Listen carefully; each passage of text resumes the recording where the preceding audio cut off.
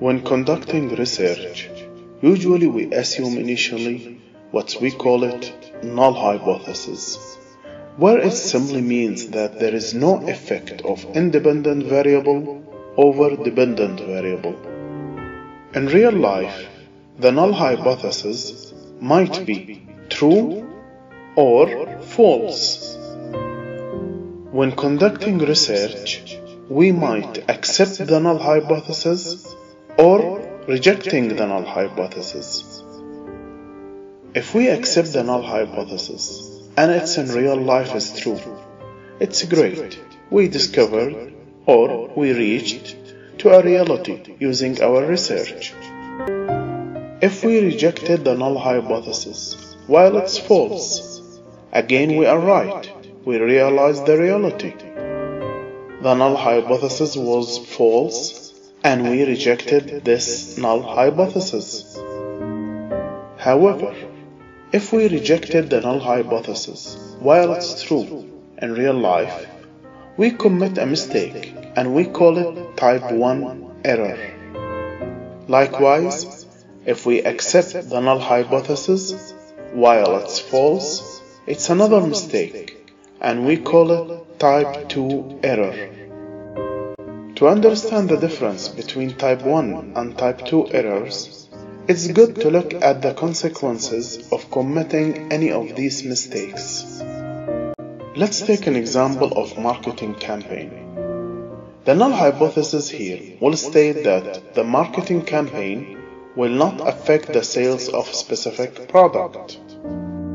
If we commit type 1 error, which means rejecting null hypothesis while it's true, then the company will conduct the marketing campaign, and as a result, the company will spend money, but there will be no result, as the null hypothesis states that there will be no value out of this marketing campaign, and it's true.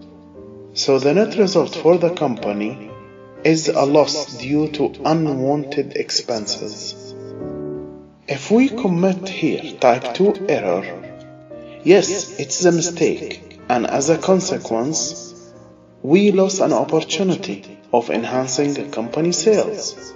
However, the company will not spend money in the first place.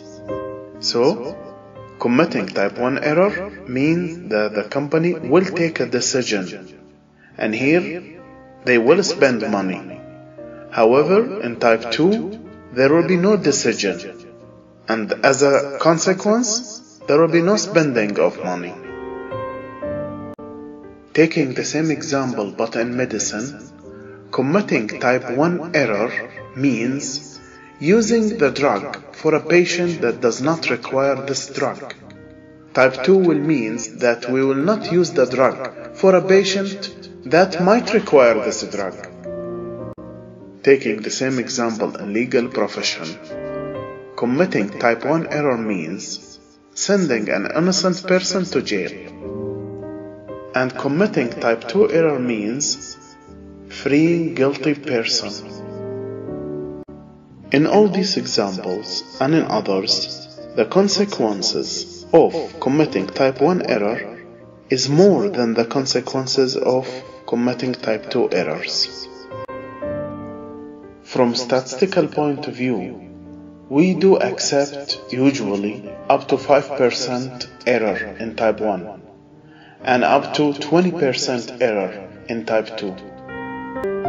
And we call type 1 alpha error and type 2 beta error.